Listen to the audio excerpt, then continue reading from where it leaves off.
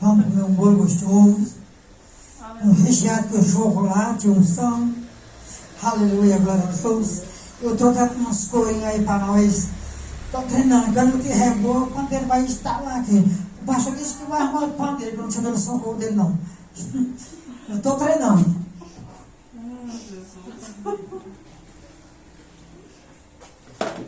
Cumprimento a igreja com a paz do Senhor Jesus. Amém. Pode se assentar, irmãos. Amém. Abra suas Bíblias na Epístola de Pedro, em nome de Jesus. Aleluia, Jesus. 2 Pedro, no capítulo 3, versículo 18, um texto bem conhecido. Aleluia, Jesus.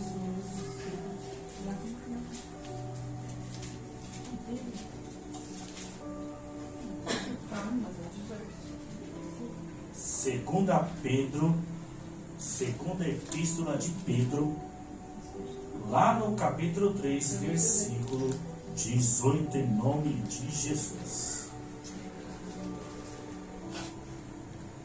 Eu vou estar falando acerca do crescimento espiritual da vida cristã. Pai.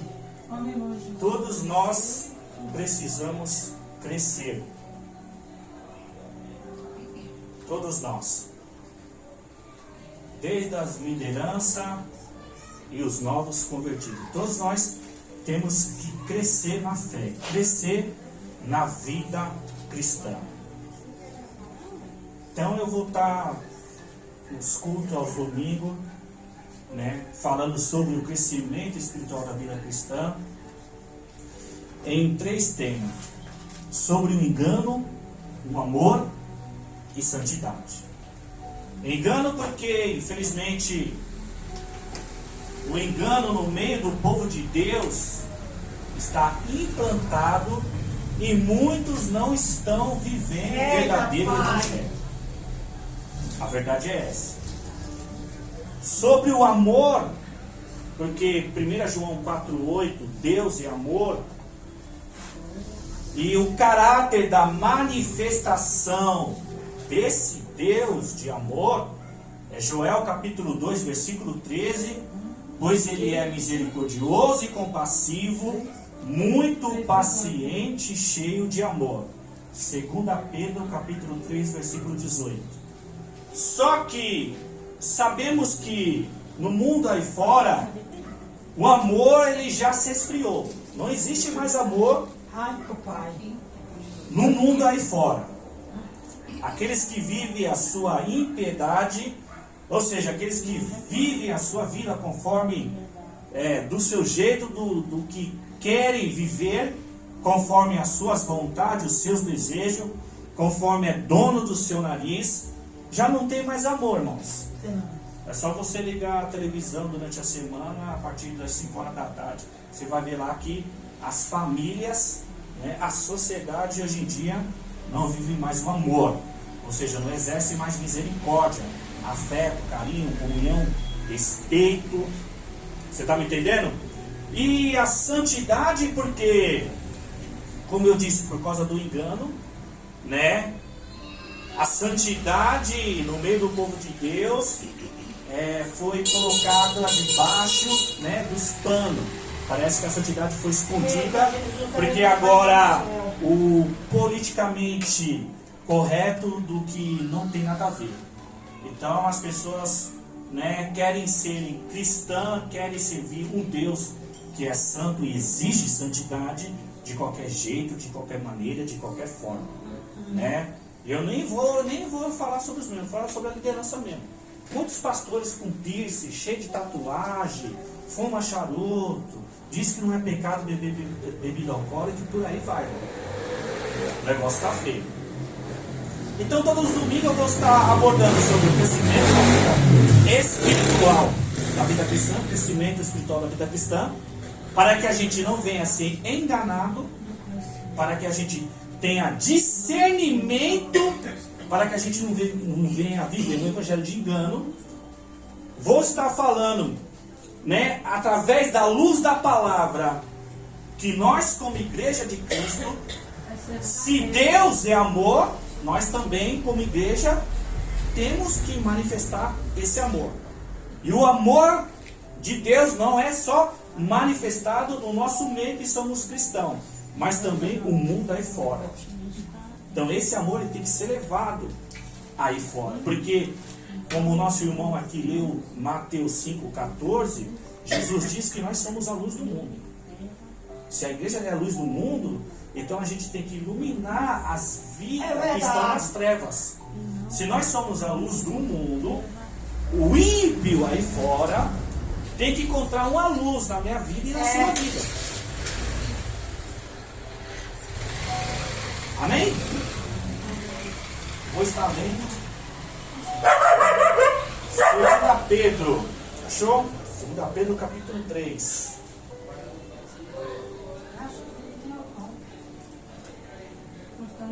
É 3. É 3.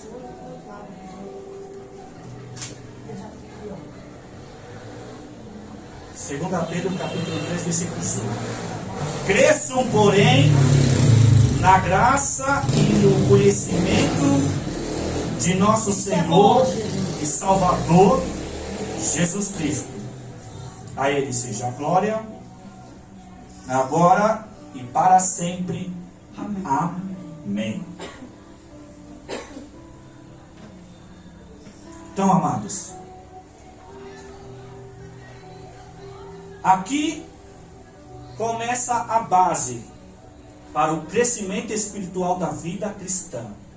Ou seja, o crescimento da igreja em si e individualmente. O meu crescimento e o seu crescimento. Ou seja, o nosso crescimento. Precisamos crescer na fé. Precisamos crescer como cristão. Precisamos crescer como povo de Deus.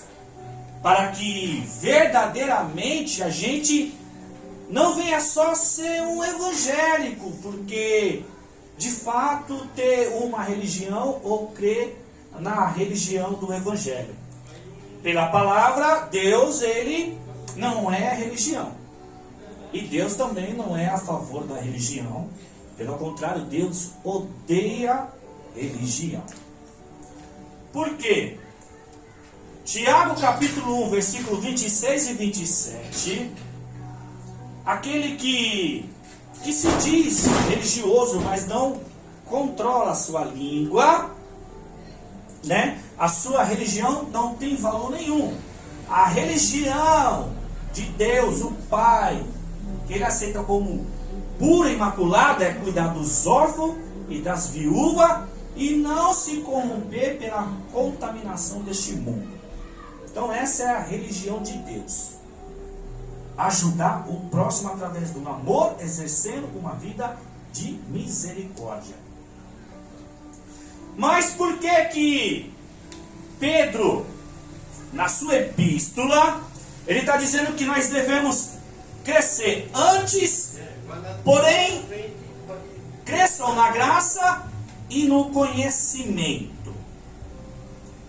Porque todos nós tem que desenvolver a nossa fé cristã. Ou seja, a nossa fé cristã, ela tem que crescer, ela tem que aumentar ao ponto de trazer segurança, paz e fortalecimento, para que a gente permaneça na fé, para que eu e você tenham uma fé saudável e racional.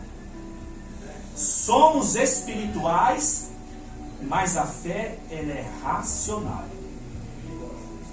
Por isso que Romanos 12, versículo 2, né, Paulo adverte, não se moldem ao padrão deste mundo, mas transforme pela renovação da vossa mente, para que sejam capazes de compreender, entender, experimentar a boa e perfeita vontade de Deus. Então o entendimento está dizendo mente, a nossa mentalidade. Então a fé é espiritual, mas a fé é racional. Você tem que saber o que você está fazendo. Você tem que saber quem você está buscando, a quem você entregou a sua vida e a quem você presta culto. E isso é racional. Mas, pastor, o que é crescer? Crescer é a multiplicação da dimensão em volume, quantidade e intensidade, que dá a ideia ao homem do que é altura, profundidade, comprimento e largura. Isso faz parte do crescimento. Mas o crescimento, ele tem uma junção. Que junção é essa? Crescimento tem a ver com desenvolvimento. Ou seja, para poder crescer, tem que desenvolver. E o que é desenvolver? Desenvolver é um ato de progresso progressivo. Ou seja, ação é progressiva, é adiante, é avante. Então, a única maneira de nós crescer, precisamos desenvolver. Ou seja, desenvolver a nossa caminhada cristã, a nossa fé cristã. Só que, como eu disse que o que eu vou abordar na questão do crescimento, ou seja, o foco para que eu e você cresça, para que a gente não venha viver um evangelho, um cristianismo de engano. Porque o evangelho, o cristianismo, ele tem que ser genuíno. Genuíno é uma palavra hebraica que significa que é autêntico e verdadeiro. Ou seja, ela não pode ser corrompida, ela não pode ter mistura, não pode ter sujeira, não pode ter contaminação. Ou seja, não pode ter meias verdade e muito menos mentira. É autêntico e verdadeiro. Então o nosso evangelho tem que ser verdadeiro, tem que ser genuíno. O nosso cristianismo tem que ser verdadeiro, tem que ser genuíno. O nosso cristianismo, o nosso evangelho não pode ser misturado. Não pode ser meio termos, não pode ser nem quente nem frio, ou seja, não pode ser morno. Ou é quente ou é frio. Ou seja, o cristão, ele tem que tomar uma decisão. Ele não pode ficar em cima do muro. Ele não pode ter um pé dentro da igreja e outro pé lá fora. Então isso é genuíno. Agora, o evangelho e o cristianismo, para ser genuíno, verdadeiro, ele tem que ter praticidade de vida. Eu já falei isso aqui muitas das vezes. Praticidade de vida significa que o evangelho tem que ser vivido e o cristianismo tem que ser praticado. Então, o momento que nós, verdadeiramente, a gente está vivendo o evangelho, colocando o cristianismo em prática, ou seja, desenvolvendo a nossa fé, nós estamos crescendo espiritualmente. E se tem engano no meio do povo de Deus, na igreja, a gente precisa discernir o engano para que a gente não venha ser enganado. E para que nós tenha discernimento, precisamos crescer na fé. Quem não cresce na fé, quem não se desenvolve na sua busca em questão de ter relacionamento com Deus, dificilmente vai discernir o engano no meio do povo de Deus. Então, por isso que é necessário que nós venhamos a crescer na presença de Deus. Porque quando Pedro está falando do crescimento, ele está falando que o crescimento tem que ser em Cristo. Porque a base de tudo é Cristo. Ou seja, Cristo é o centro do culto. Cristo é o centro dos louvores. Cristo é o centro da pregação. Agora, se há engano no meio do povo de Deus, é porque tem um enganador. E quem é esse enganador? Satanás, o diabo. Mas o diabo, ele não é manifesto visível, é invisível, porque ele é um espírito. Só é visível para aqueles que têm o dom, né, espiritual, ou seja, aqueles que têm o dom de visão, de ter os olhos abertos, que pode vê-lo se Deus permitir. Mas como ele é um ser espiritual, é um ser invisível, que não é manifesto. Pode pegar o copo emprestado? Então, meus irmãos, se há um engano, é porque Satanás está por trás disso. Satanás está por trás do engano, porque ele é o enganador. Só que o diabo não é qualquer pessoa. Ele não é qualquer espírito. Ele é um espírito dotado de sabedoria. Então a gente tem que saber e entender que o diabo, por ser um ser espiritual, ele não é qualquer ser que é só falar, sai em nome de Jesus. É um ser espiritual inteligente. Ezequiel 28:12 fala das suas características. Você era modelo da perfeição, cheio de sabedoria e de perfeita beleza. Então, como que Satanás se utiliza do engano para poder enganar o povo de Deus? Através do conhecimento e através do poder. Através do conhecimento, por causa da pregação do Evangelho e da doutrina da palavra. Na relação do poder, é questão das profecias e revelações. Por que que hoje em dia muitos, deixam o caminho do Senhor por causa de profecias e revelações? Porque muitos anseiam com isso, Alguém em nome de Deus está profetizando, está revelando, os anos se passam, as coisas não acontecem, e aí as pessoas vão, se entristecendo, murmurando, questionando a Deus, e pelo fato de não concluir, não acontecer, não realizar, acabam deixando a presença de Deus. E volta para o mundo. Só que a questão é, será que era o Espírito de Deus na vida daquela pessoa que estava profetizando?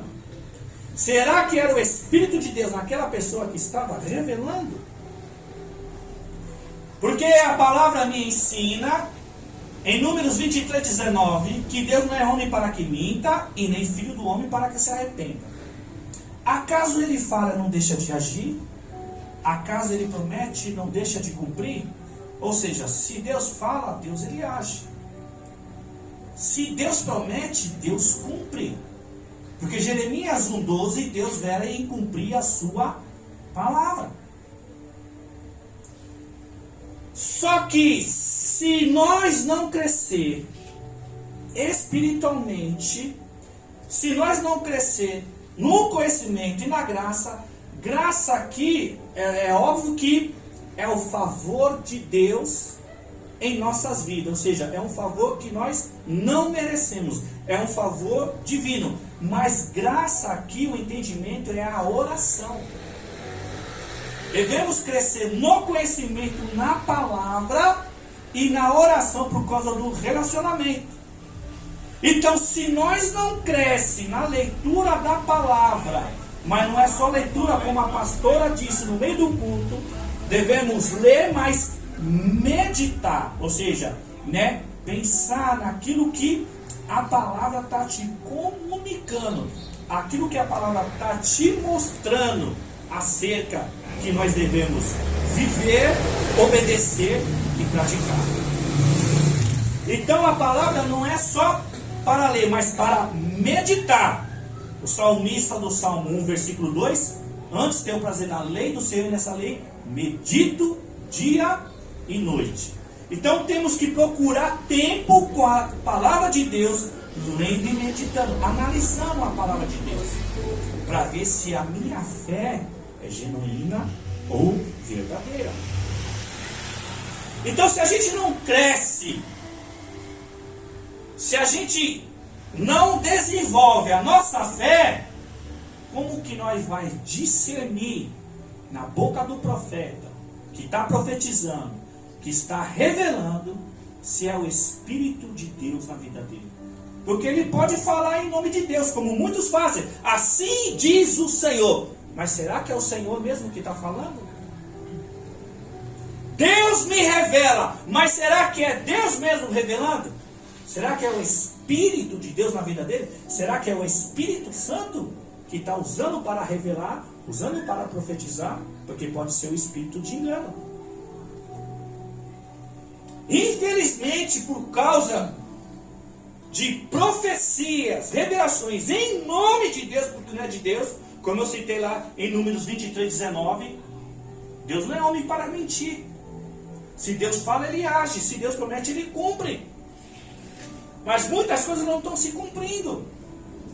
E por causa disso as pessoas estão saindo da presença de Deus. Mas se crescesse espiritualmente, ou seja, se ele desenvolvesse a sua fé cristã através da leitura da palavra e meditação, através da oração, ou seja, ter um diálogo com Deus, ele teria discernimento.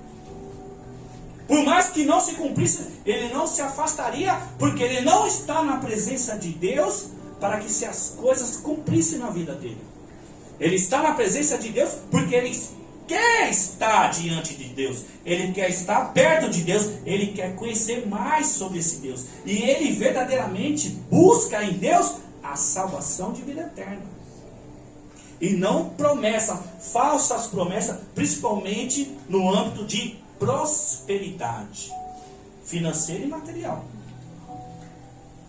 Mas é um alerta que o apóstolo Pedro está alertando a sua igreja para nós nos dias de hoje, que antes, ou porém, ou seja, antes de tudo, antes dos dias maus, antes do engano, crescemos no conhecimento e na graça, que é através da oração, para que a gente possa ter discernimento do engano dentro da igreja. Ou seja, se aquele evangelho que está sendo pregado, se ele é genuíno, se aquela doutrina que o pastor está aplicando, se ela é genuína. Porque o evangelho ele tem que ser pregado para chamar o pecador ao arrependimento, e a doutrina da palavra é ensinada para que eu e você possa aprender e viver uma vida com Deus. E tem mais, a doutrina da palavra de Deus tem que despertar em mim e você mais desejo de Deus. Até a mensagem pregada, no final do culto você sai daqui querendo mais de Deus, e no próximo domingo você não vê a hora de estar aqui, de ouvir, de se alimentar da palavra. Lembra do salmista, do Salmo 23, sobre os pastos verdejantes? Ou seja, a palavra é o pasto. Se nós é considerado na Bíblia semelhante às ovelhas, a ovelha come pasto, então o pastor alimenta as ovelhas com pasto. A palavra, a verdadeira palavra. A palavra de Deus não é só para mexer com o nosso emocional. E a palavra de Deus não pode ser só pregada para a gente poder conquistar, ter. Não. A palavra tem que moldar, transformar a minha vida e a sua vida. Porque o evangelho é transformação de vida. Mas essa transformação, através do engano, estão confundindo o povo. O evangelho não vai transformar você para pobre e para rico, não. Você está me entendendo? O evangelho não vem, para transformar. Você tem uma casa, vai ter 3, 4 casas. O evangelho não é para isso. O evangelho é transformação de caráter, de índole, de compreensão, de entendimento, né? De ser paciente, de ser tolerante, uma com as outras. O evangelho, a marca do verdadeiro cristão é manifestado no amor. Aquele que exerce misericórdia pelo seu próximo, ou seja, ele se coloca no lugar do seu próximo. Isso é evangelho, isso é cristianismo.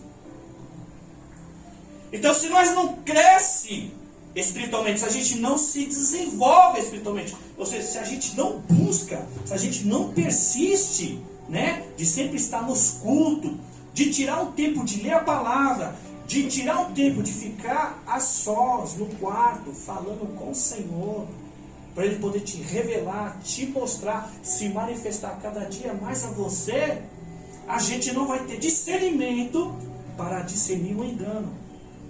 Porque quando a gente discerne o engano, a gente não engole qualquer coisa, irmão. Quando a gente começa a discernir verdadeiramente o engano, a gente não aceita qualquer palavra, qualquer pregação, qualquer tipo de ensino.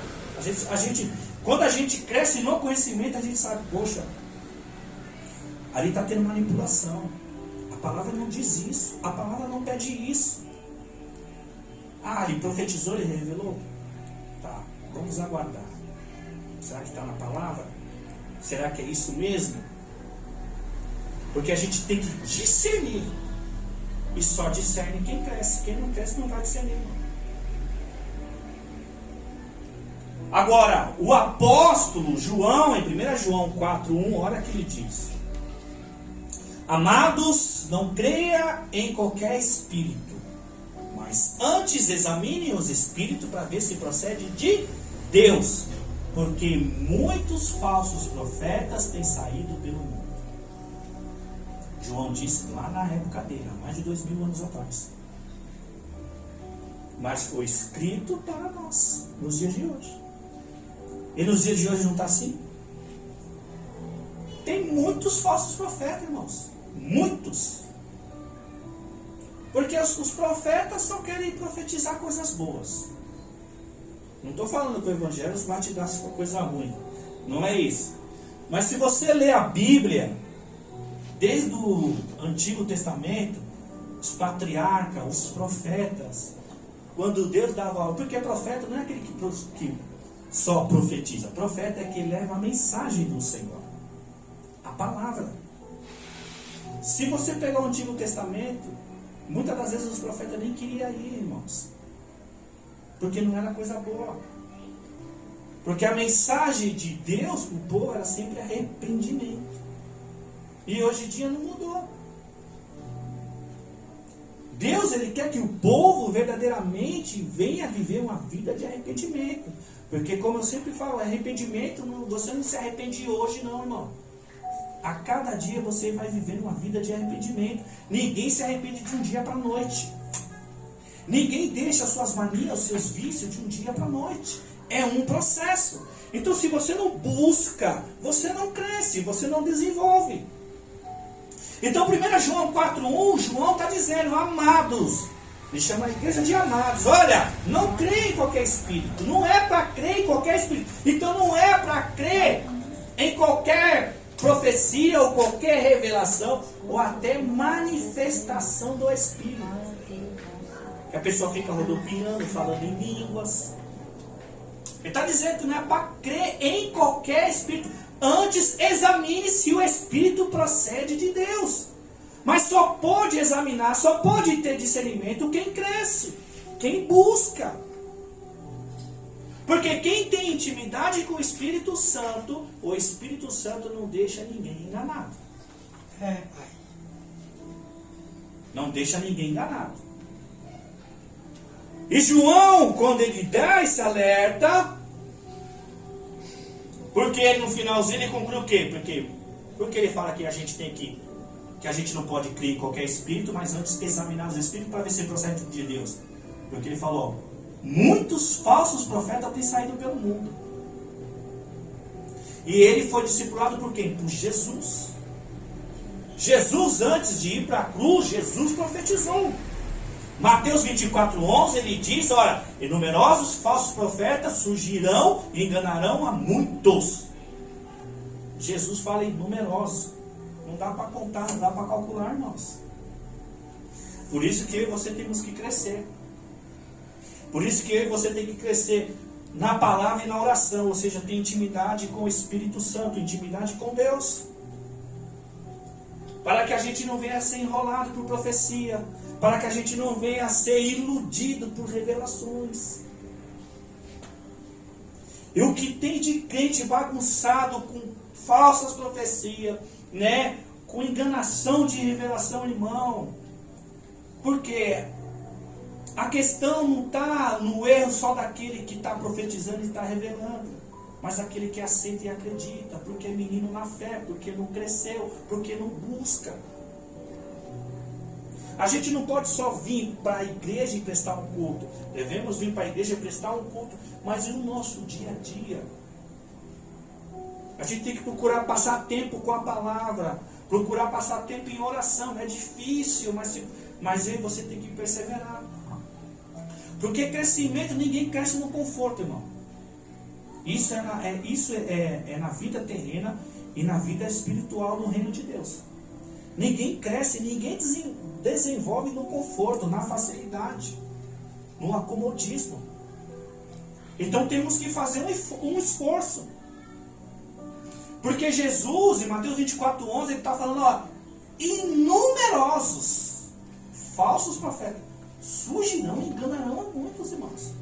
E se a gente analisar um pouquinho, está desse jeito.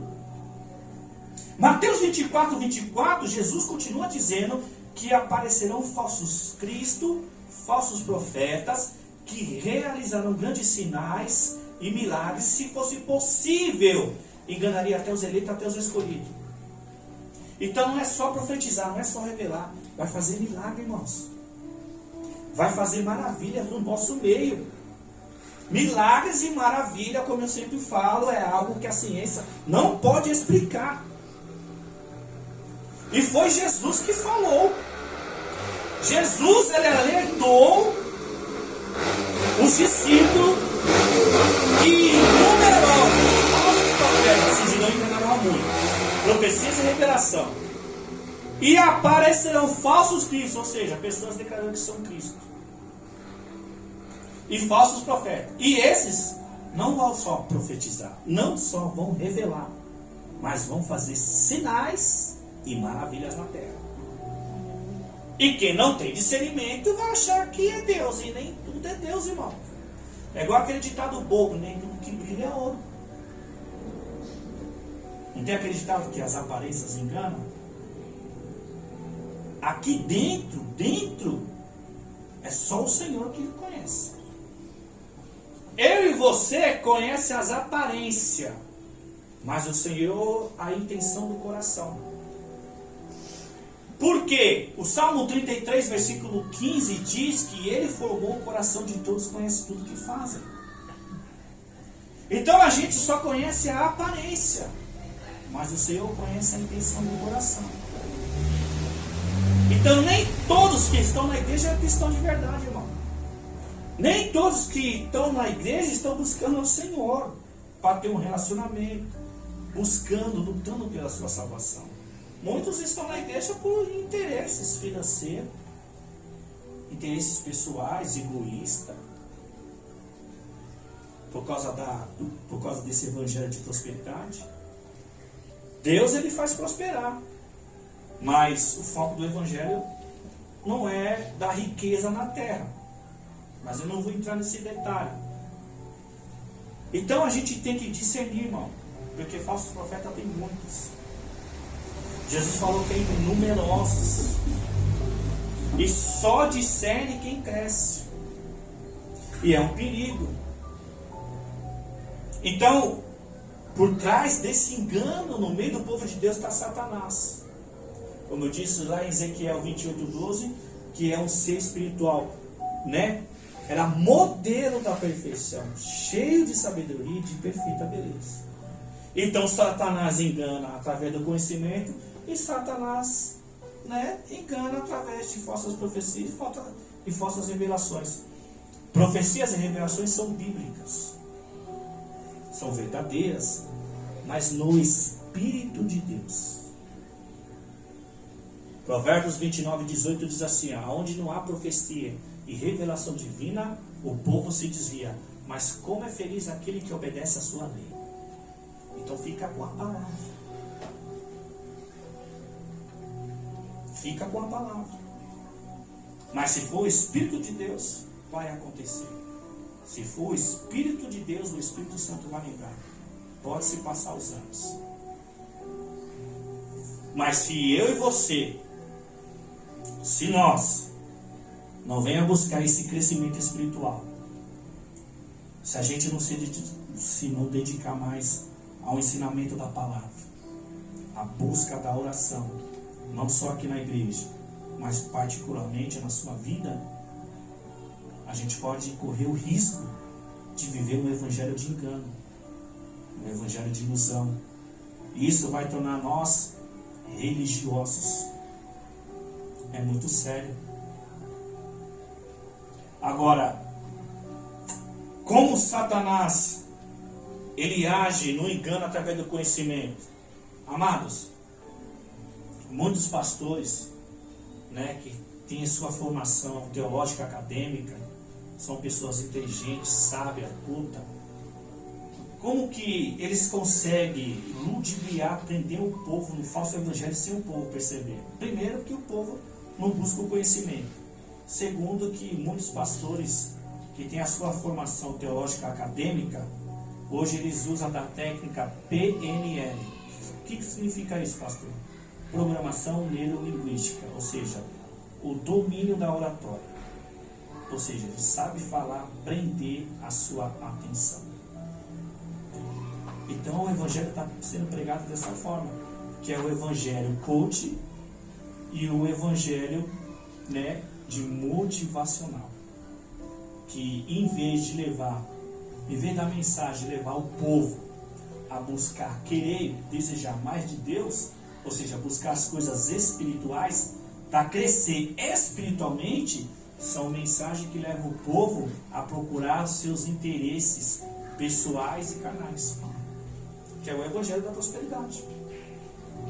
Então, por isso que muitos dos cultos e muitas igrejas propagam, que eu sempre já falei aqui, venha buscar sua bênção, venha buscar o seu milagre. Hoje é o dia da prosperidade, assim e assim por diante. Mas evangelho, irmão,